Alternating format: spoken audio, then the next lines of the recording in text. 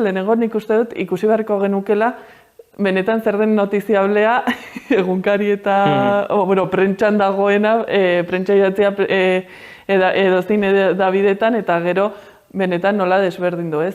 Niretzat askotan egin izan da integrazio hori bilatu aldea, lehen aipatu dudan clickbait hori erabilitza gero sartzen zara eta ez da bat ere bilatzen duzun informazioa, dela ere sare sozialetan erabiltzen den inertzia hori, ez? Demokratizazio bat eman dela eta orain edo zeinek egin aldu mezu bat posteatu edo podcast bat egin edo erresago da teknikoki eta teknologikoki, ez? Baina horrek ere ni uste ere behar bada ilusio puntu bat ere badaukala, ez? Azken finean, sare sozialak demokratikoagoak izan daitezke ohizko komunikabideak baino azkenean ere algoritmoen diktadurapean ere daude, ez? Azkenean Elon Musk izango da azkenean Twitterren zer irakurtzen dugun erabakitzen duena, ez?